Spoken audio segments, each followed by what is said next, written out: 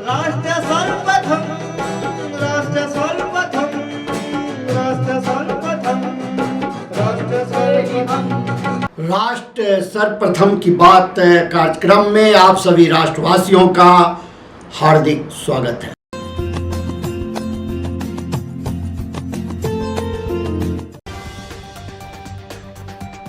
PM Narendra Modi ने जल संचय जन भागीदारी पहल शुरू की। इस दौरान उन्होंने कहा कि आज गुजरात की धरती से जल शक्ति मंत्रालय द्वारा एक अहम अभियान का शुभारंभ हो रहा है। सांसद बांसुरी स्वराज ने अखंड सौभाग्य, उमंग एवं स्नेह के प्रतीक पर्व हरितालिका तीज के अवसर पर सभी माताओं और बहनों को हार्दिक शुभकामनाएं दी। मां पार्वती और भगवान शिव की असीम कृपा से आप सभी के जीवन में सुख, समृद्धि और सौभाग्य का वास हो। यह पर्व आपके परिवार में प्रेम, एकता और शांति की भावना को प्रबल बनाए, यही प्रार्थना की। नई दिल्ली से सांसद बांसुरी स्वराज ने परमवीर चक्र विजेता मेजर धन सिंह थापा जी की पुण्यतिथि पर विनम्र श्रद्धांजलि दी।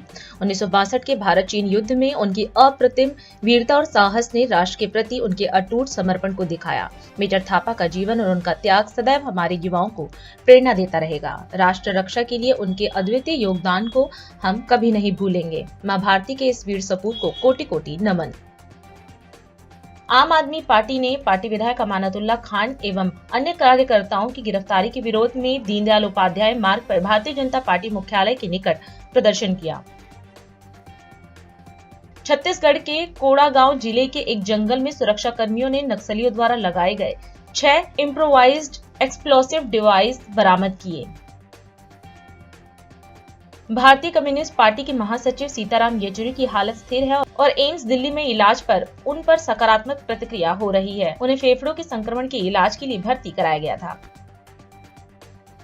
हरियाणा में 5 अक्टूबर को होने वाले विधानसभा चुनाव से पहले पहलवान विनेश फोगाट और बजरंग पुनिया कांग्रेस में शामिल हो गए।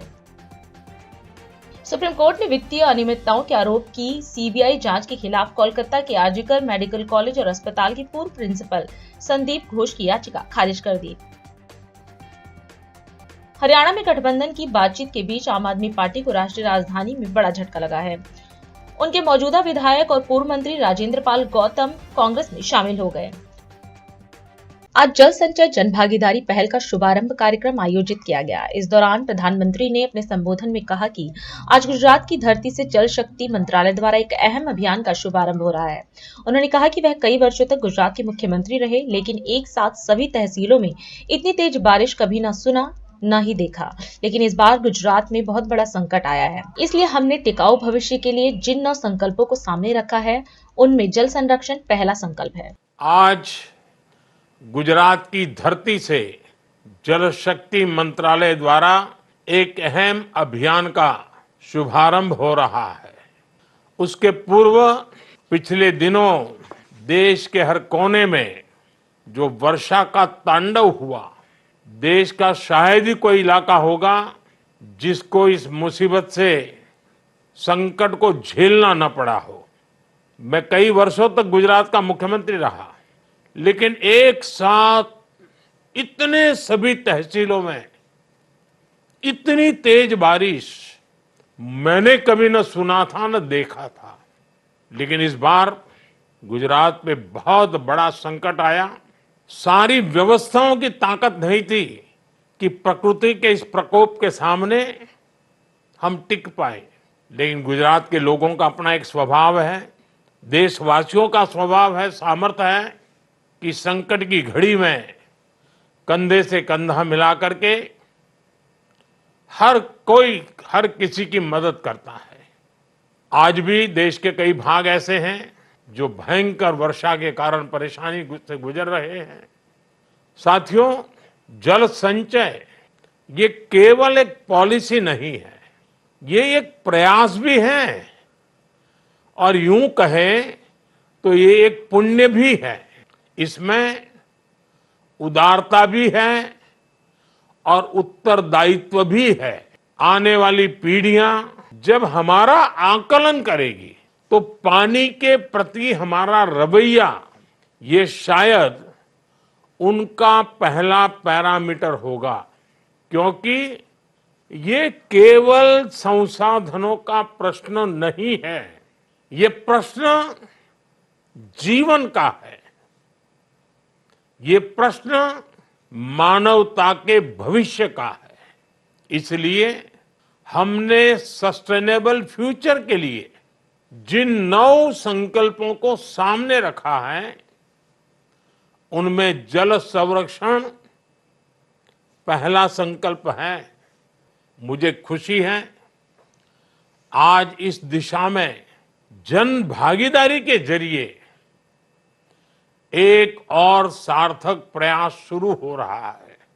मैं इस अवसर पर भारत सरकार के जल शक्ति मंत्रालय को, गुजरात सरकार को और इस अभियान में भाग ले रहे देश के सभी लोगों को शुभकामनाएं देता हूं।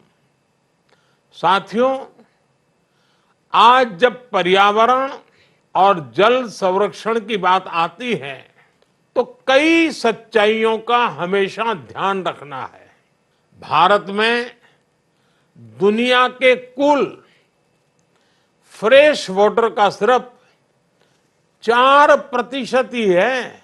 कितनी ही विशाल नदियां भारत में हैं, लेकिन हमारे एक बड़े भूभाग को पानी की कमी से जूझना पड़ रहा है। कई जगहों पर पानी का स्तर लगातार गिर रहा है। क्लाइमेट चेंज का और ये संकट को और गहरा रहा है। और साथियों, इस सब के बावजूद ये भारत ही है जो अपने साथ साथ पूरे विश्व के लिए इन चुनौतियों के समाधान खोज सकता है। इसकी वजह है भारत की पुरातन ज्ञान परंपरा। जल संरक्षण, प्रकृति संरक्षण, ये हमारे लिए ये भारत की सांस्कृतिक चेतना का हिस्सा है। गुजरात ने जल संरक्षण के लिए CSR का इस्तेमाल करने का एक नया कीर्तिमान बनाया है। मुझे आशा है हम साथ मिलकर भारत को जल संरक्षण की दिशा में पूरी मानवता के लिए एक प्रेरणा बनाएंगे। इसी विश्वास के साथ मैं आप सभी को एक बार फिर इस अभियान की सफलता के लिए अनेक अनेक शुभकामनाएं देता हूं। बहुत बहुत धन्यवाद। कांग्रेस ने एक बार फिर सेबी अध्यक्ष माधवीपुरी बुच के खिलाफ प्रेस वार्ता कर गंभीर खुलासे करने का दावा किया। कांग्रेस नेता पवन खेड़ा ने भ्रष्टाचार के आरोप लगाते हुए कहा कि सेबी की पूर्णकालिक सदस्य बनने के बावजूद प्राइवेट कंपनियों के साथ श्रीमती बुच के संबंध कैसे उचित, नैतिक और कानूनी रूप से सही हैं।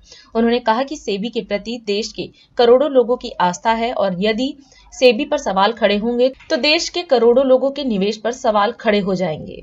फिर से आपके सामने हाजिर हैं खुलासों की कड़ी को आगे बढ़ाते हुए। और आगे बढ़ाने से पहले ही मैं बता दूं आपको, this is still a tip of the iceberg. ये अभी जो हम बताने वाले हैं ये भी खुलासे का एक थोड़ा सा हिस्सा है, लंबी कड़ी है। लगातार आपके सामने ऐसे धमाकेदार खुलासे इस संस्था के बारे में, इस संस्था को कैसे खत्म किया जा रहा है उसके बारे में हम बताते रहेंगे। अगली स्लाइड दिखाइए। तो अब आपको जो पहले बताया पिछले हफ्ते या इसी हफ्ते की शुरुआत में, वो ICICI था।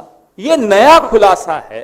चेयरपर्सन जो सेबी की हैं माधवीपुरी बुच जी, 2018 में वो सेबी की होल टाइम मेंबर बन चुकी थी। अब होल टाइम मेंबर बनने के बाद उन्होंने अपनी एक प्रॉपर्टी एक कंपनी को किराए पे दी।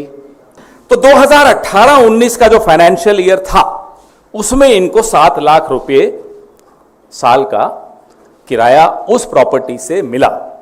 2019-20 ये भी अभी भी वो होल टाइम मेंबर हैं, सेबी में हैं। किराया 36,75,000 उसी प्रॉपर्टी का मिला।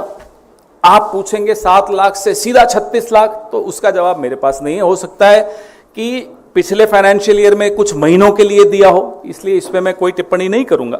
फिर ये बढ़ता बढ़ता 46,05,000 इस साल तक गया।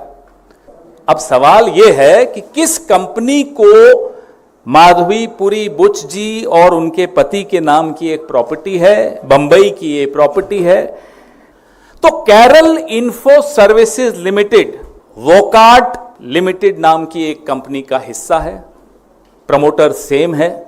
वोकाट एक ऐसी कंपनी है जिस पर माधवीपुरी बुच जी जो सेबी में हैं, सेबी लगातार वोकाट पर अपने ऑर्डर्स दे रहा है, उनके केसेस को डील कर रहा है।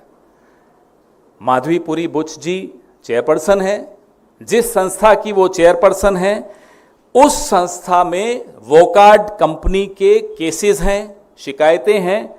इनसाइडर ट्रेडिंग तक का एक केस था जिसका भी सेटलमेंट माधवीपुरी बुच जी जिस संस्था में हैं, जिस संस्था की वो अध्यक्ष हैं, प्रमुख हैं, उस संस्था ने वोकाट की इनसाइडर ट्रेडिंग के केसेस का भी निपटान किया।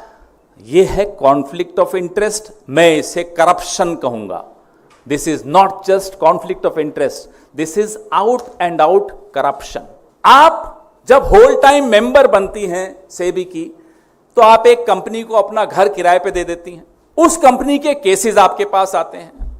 किराया 46 लाख इस साल सालाना किराया था। टोटल अब तक आप उस कंपनी से किराए के 2,16,55,000 ले रखे। हम ये जानना चाहते हैं, आपने इस सब को कहां डिक्लेयर किया, किस किस को आपने बताया, और क्या यह उचित है कि आप होल टाइम मेंबर बनती हैं तो आईसीआईसीआई के शेयर्स से लेकर अपनी प्रॉपर्टी भी ऐसी कंपनी के एक अधिकारी को आपने किराए पे दी जिस कंपनी के आप केसेस निपटाएंगी सेबी में, या सेबी के केसेस निपटाएगी। Is it legal, is it proper, is it ethical? ये 3 सवाल हैं। क्या ये नैतिक दृष्टि से ठीक है? क्या ये कानूनी दृष्टि से ठीक है? क्या इसको आप सही ठहराएंगे? करोड़ों लोगों का आस्था और विश्वास इस रेगुलेटर की वजह से भारत के मार्केट पर है, और रेगुलेटर अगर कॉम्प्रोमाइज्ड है, अगर रेगुलेटर के ऊपर सवालिया निशान खड़े हो जाएंगे तो मेरी और आपकी इन्वेस्टमेंट्स पर सवालिया निशान खड़े हो जाएंगे। यह चिंता है। मुख्यमंत्री नीतीश कुमार और केंद्रीय स्वास्थ्य एवं परिवार कल्याण मंत्री जेपी नड्डा ने इंदिरा गांधी आयुर्विज्ञान संस्थान परिसर में 188 करोड़ रुपए की लागत से नवनिर्मित क्षेत्रीय चक्षु संस्थान का उद्घाटन किया। इस अवसर पर मुख्यमंत्री ने संस्थान का निरीक्षण भी किया और विभिन्न सुविधाओं की जानकारी ली। मुख्यमंत्री ने कहा कि IGIMS की स्थापना 1984 में हुई थी, लेकिन समय के साथ उसकी व्यवस्था में गिरावट आई। वर्ष 2005 में सरकार में आने के बाद से इस संस्थान को सुधारने के प्रयास किए गए हैं। आधुनिक चिकित्सा सुविधाओं की स्थापना की गई है, जैसे कि eye bank, kidney transplant unit, cardiac centre और स्टेट कैंसर इंस्टीट्यूट। इसके अतिरिक्त बाल हृदय योजना के तहत बच्चों का इलाज भी पटना में शुरू कर दिया गया है। मुख्यमंत्री ने बताया कि पहले IGIMS में दवा और जांच के लिए शुल्क लिया जाता था, लेकिन अब मुफ्त दवा और जांच की व्यवस्था की गई है। बेड की संख्या बढ़ाने के लिए प्रयास किए जा रहे हैं और आगामी वर्षों में बेड की संख्या 3000 से अधिक हो जाएगी। मुख्यमंत्री ने बताया कि 2005 में स्वास्थ्य सेवाओं की स्थिति खराब थी, लेकिन अब सरकारी अस्पतालों में सुधार हुआ है और मरीजों को बेहतर सुविधाएं मिल रही हैं। उन्होंने राज्य में मेडिकल कॉलेजों की संख्या बढ़ाने की भी जानकारी दी, जिससे अब मेडिकल कॉलेजों की संख्या 6 से बढ़कर 11 हो गई है और 15 और नए मेडिकल कॉलेजों का निर्माण किया जा रहा है। केंद्रीय स्वास्थ्य मंत्री जेपी नड्डा ने दरभंगा में एम्स की स्वीकृति की भी बात की और मुख्यमंत्री ने इस अवसर पर उनका आभार व्यक्त किया। कार्यक्रम में उप मुख्यमंत्री सम्राट चौधरी, विजय सिन्हा, स्वास्थ्य मंत्री मंगल पांडे और अन्य वरिष्ठ अधिकारी भी उपस्थित थे, जिन्होंने विभिन्न चिकित्सा परियोजनाओं और सुविधाओं के उद्घाटन एवं शिलान्यास में भाग लिया। दिल्ली नगर निगम के पूर्व उपाध्यक्ष एवं पूर्व नेता सदन योगेश वर्मा हाल ही में हुए जोन समिति के चुनाव में केशवपुरम जोन का चेयरमैन चुना गया। वरिष्ठ पार्षद वर्मा के अतिरिक्त सुशील जोंटी को केशवपुरम जोन बोर्ड समिति का उपाध्यक्ष एवं शिखा भारद्वाज को केशवपुरम जोन के प्रतिनिधि के रूप में निगम की स्थायी समिति का सदस्य भी चुना गया। इस चुनाव के बाद क्षेत्र की जनता में भारी उत्साह जोन अध्यक्ष एवं उपाध्यक्ष के शपथ ग्रहण समारोह के अवसर पर देखा गया। शपथ ग्रहण समारोह के इस अवसर पर क्षेत्र की ओर से निर्वाचित स्थायी समिति की सदस्य शिखा भारद्वाज भी उपस्थित रहीं। शपथ ग्रहण के पश्चात अपने संबोधन में जोन चेयरमैन योगेश वर्मा ने पार्टी नेतृत्व और जनता का धन्यवाद करते हुए कहा कि 20 महीनों बाद निगम में लोकतांत्रिक तरीके से फिर से काम शुरू हुआ है।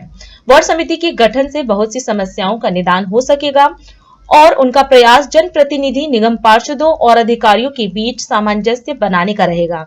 सर्वप्रथम टीम ने इस अवसर पर केशवपुरम जोन वार्ड समिति के प्रतिनिधियों से बात की और निगम संबंधी विभिन्न विषयों पर उनके विचार जानने का प्रयास किया। सबसे पहले तो मैं अपना धन्यवाद करना चाहता हूं हमारे भारतीय जनता पार्टी के शीर्ष नेतृत्व का कि ये कार्यभार जो मुझे आपने दोबारा से सौंपा है कि 20 महीनों के बाद फिर से निगम के अंदर लोकतांत्रिक तरीके से फिर से काम शुरू हो।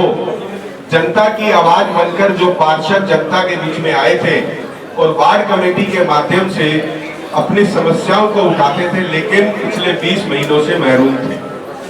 मन के अंदर, कईयों के दिल के अंदर बहुत सारी ऐसी पीड़ा भी थी, परेशानियां भी थी कि किस प्रकार से अपने क्षेत्र की समस्याओं को सुलझाएं, क्योंकि ये वार्ड कमेटी एक ऐसा स्थान होता है कि जिसके माध्यम से हम अपने क्षेत्र की समस्याओं को तो उठाते ही हैं, अधिकारियों के साथ रूबरू होने का भी मौका मिलता है। क्योंकि एक तरफ पार्षद बहुत बिजी होते हैं, उन्हें अपने क्षेत्र के अंदर काम करना होता है, उधर अधिकारियों को भी।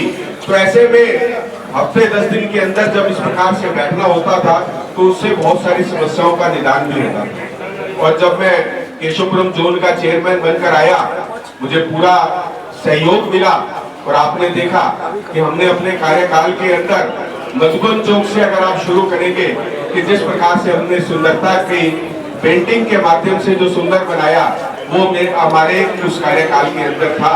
और उसके बाद ब्रिटेनिया की तरफ से नीचे से आएंगे, जितने योगा के चित्र बने हैं मेट्रो स्टेशन के पुल के नीचे, वो भी हम लोगों ने अपने कार्यकाल में बनाए थे। मेरे कार्य जो उस वक्त का कार्यकाल था। और केशवपुरम का मेट्रो स्टेशन, कन्हैया नगर का मेट्रो स्टेशन के नीचे पैरा ओलंपिक प्लेयर्स की हमने चित्र अंकित कराए।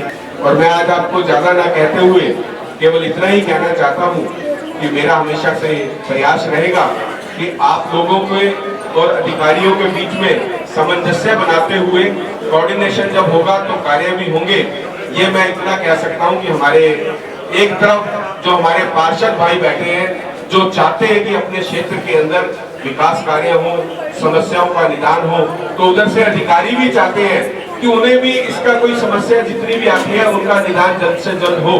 तो हम उसका कोऑर्डिनेशन बनाते हुए जल्द ही अगले बुधवार को हम वार्ड कमेटी करेंगे। हमारे देश के प्रधानमंत्री मोदी जी ने कहा ना खाऊंगा ना खाने दूंगा। मैं भी उन सिद्धांतों पर चलने वाला व्यक्ति हूं और आपको ये जो चीजें जो कमी है जल्दी इसको खत्म करेंगे। सबसे पहले मैं भारतीय जनता पार्टी के शीर्ष नेतृत्व का आभार व्यक्त करता हूँ। प्रत्याशी बनाकर मुझे भेजा, मैं चुनकर आया। उसके बाद मैं अपने सभी क्षेत्रवासियों का, पूरे जोन की जनता का आभार व्यक्त करता हूँ। आज मेरे को आशीर्वाद देने आए हैं, आप लोग देख ही रहे हैं। और जो पिछले 20 महीने में विकास रुका पड़ा था, आम आदमी पार्टी की जो नीति थी, जो चुनाव नहीं होने दे रहे थे, अब वो चुनाव हुआ। जो आम आदमी पार्टी ने विकास को रोक दिया था, अब वो विकास तय समय पे होगा। और ये जोन पहले भी नंबर 1 रहा है, इस बार भी मैं वादा करता हूँ और आशा है कि फिर नंबर 1 होगा। भवन निर्माण में इतने भ्रष्टाचार बढ़ गए हैं, लोग परेशान है, उस पर क्या करना चाहिए? सभी जानते हैं जब से आम आदमी पार्टी आई है पूरी दिल्ली में भ्रष्टाचार अपनी चरम सीमा पर है। पर अभी आप देखना, स्टैंडिंग कमेटी में हमारा चेयरमैन बनते ही सारे भ्रष्टाचार पर रोक लगाएंगे और पुनः विकास होगा दिल्ली में। निश्चित रूप से अब एमसीडी के हाथ मजबूत हो गए हैं। हमारी वार्ड कमेटी जो सही मायने में वर्किंग कमेटी है उसका गठन हो गया। जो 20 साल से एमसीडी का वनवास था वो पूरा हो गया। जिस भाव से संगठन ने हमें जनता की सेवा करने के लिए धरातल पर उतारा है, अब सही मायने में हम जनता के काम कर पाएंगे। पिछली बार से निगम में भ्रष्टाचार चरम सीमा पे चल रहा है बिल्डिंग डिपार्टमेंट में, उसमें क्या कहना चाहेंगे आप और आगे क्या कार्रवाई आप रखेंगे इस पर? आप मेरे वार्ड में आके देखिए, मैं यही कहूँगी। देखिए, जहाँ पर भ्रष्टाचार है वहाँ कोई अगर नहीं चाहता तो उसके पर्स में से या उसकी पॉकेट में से कभी कोई पैसा निकाल नहीं सकता। मोदी जी कहते हैं ना खाऊंगा ना खाने दूंगा। एक संकल्प अगर हम सभी क्षेत्रवासी ले लें, ना खिलाऊंगा ना खिलाने दूंगा, तो भ्रष्टाचार दूर हो जाएगा। अभी समय है एक ब्रेक का, हम चलते हैं ब्रेक पर, आप कहीं जाए नहीं, छोटा सा ब्रेक।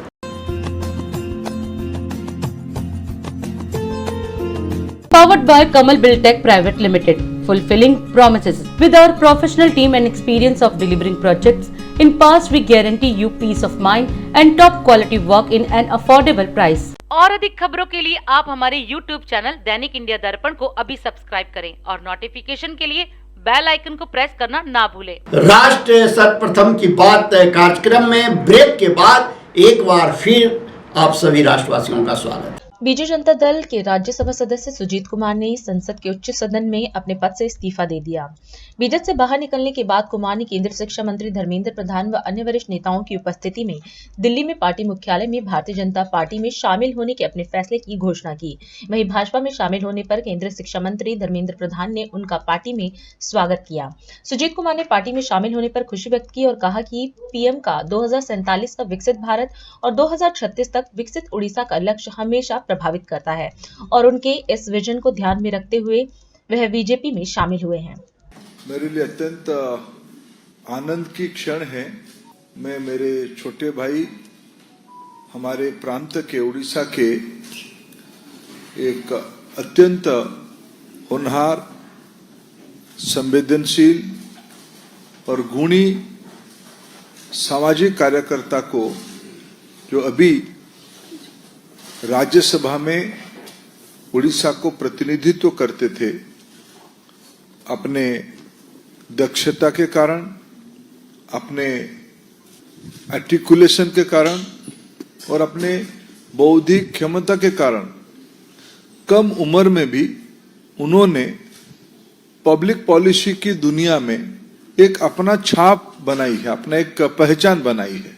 अत्यंत मिष्टभाषी, अत्यंत परसुएसिव और विचार स्पष्टता के साथ अपने विषयों को रखना।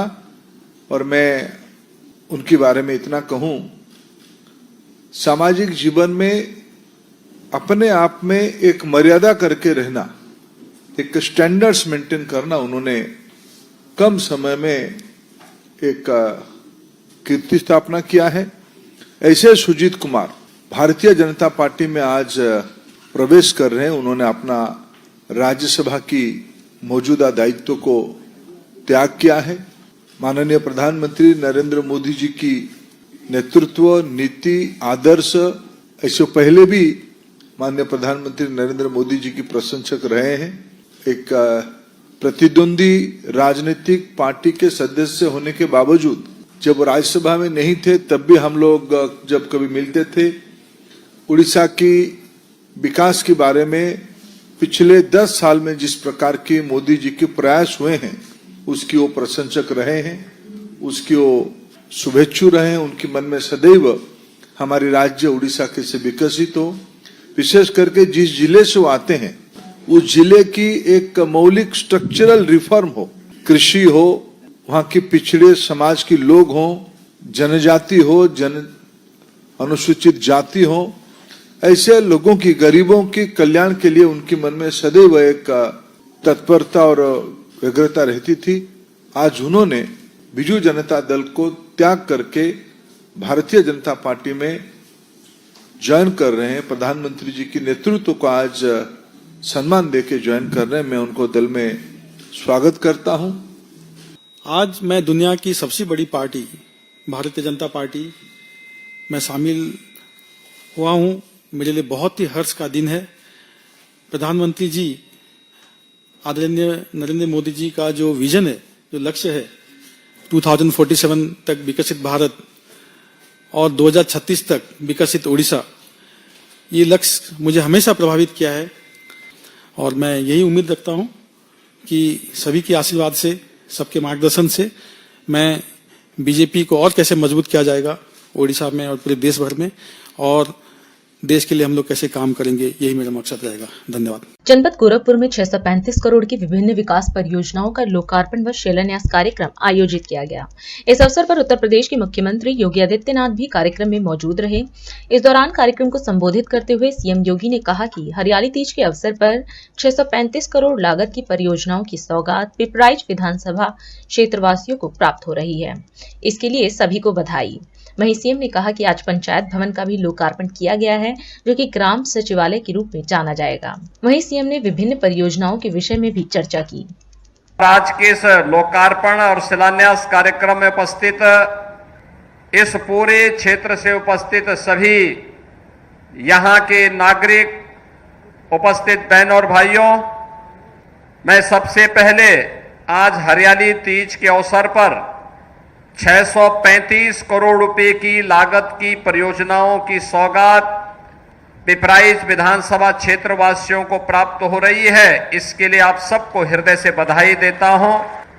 ये मेरा सौभाग्य है कि आज हम लोगों ने इससे पहले कैंपियरगंज में एक जटायु संरक्षण केंद्र का भी लोकार्पण किया है। आप सब जानते हैं कि जटायु ये गिद्धराज प्रजाति का एक महत्वपूर्ण पक्षी है और गिद्धराज जटायु ने रामायण काल में सबसे पहले बलिदान दिया था और वो बलिदान दिया था अपने मित्र महाराज दशरथ को मित्रता का और नारी गरिमा की रक्षा करते हुए जब रावण माता सीता का अपहरण करके ले जा रहा था, उसने जब करुण पुकार माता सीता की सुनी तो याद करिए एक पक्षी भी नारी गरिमा के लिए रावण से भिड़ गया था और रावण को बुरी तरह घायल कर दिया था। बाद में वह रावण के हाथों भले ही जटायु बलिदान हुआ है। आप अयोध्या में श्री राम जन्मभूमि में जाएंगे, आदरणीय प्रधानमंत्री जी की प्रेरणा से राम जन्मभूमि परिसर में बड़ी भव्य प्रतिमा गिद्धराज जटायु की लगी है। यह प्रकृति और परमात्मा के प्रति कृतज्ञता ज्ञापित करने का एक माध्यम है।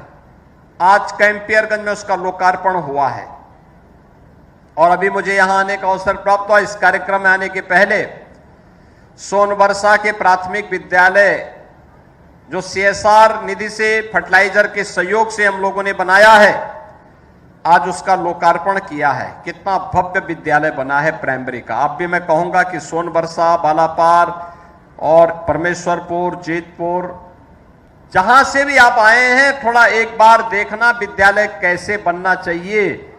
यह प्राथमिक विद्यालय का भवन जो अभी यहां बना करके तैयार किया गया है, उसका एक उदाहरण बन सकता है। पंचायत भवन का भी आज लोकार्पण किया गया है। पंचायत भवन ये ग्राम सचिवालय के रूप में है। जैसे प्रदेश का सचिवालय होता है, जनपद का मुख्यालय होता है, ऐसे ही ग्राम पंचायत का भी मुख्यालय होना चाहिए जो ग्राम सचिवालय के रूप में जाना जाए। गांव के लोग अपने आय प्रमाण पत्र के लिए, जाति प्रमाण पत्र के लिए, निर्माण या फिर अन्य प्रमाण पत्रों के लिए, निवास प्रमाण पत्र के लिए क्यों इधर उधर भटकेगा?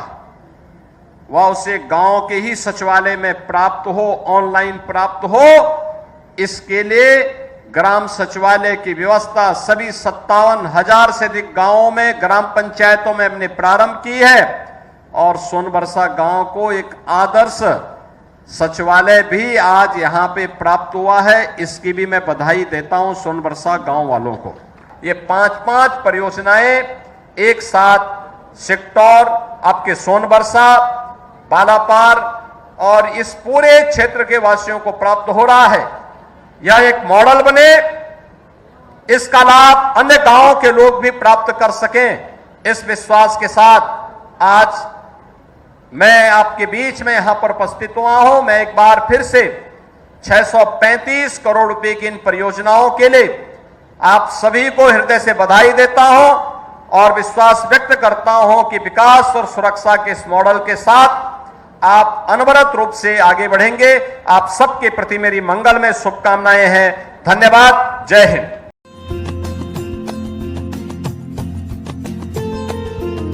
और अधिक खबरों के लिए आप हमारे YouTube चैनल दैनिक इंडिया दर्पण को अभी सब्सक्राइब करें और नोटिफिकेशन के लिए बेल आइकन को प्रेस करना ना भूलें। आज हम इस कार्यक्रम में आपसे विदा लेते हैं। आप अन्य खबरों के लिए बने रहे। राष्ट्र सर्वप्रथम, वंदे मातरम, जाग उठा है भारत। राष्ट्र सर्वप्रथम, राष्ट्र सर्वप्रथम, राष्ट्र सर्वप्रथम, राष्ट्र सर्वप्रथम।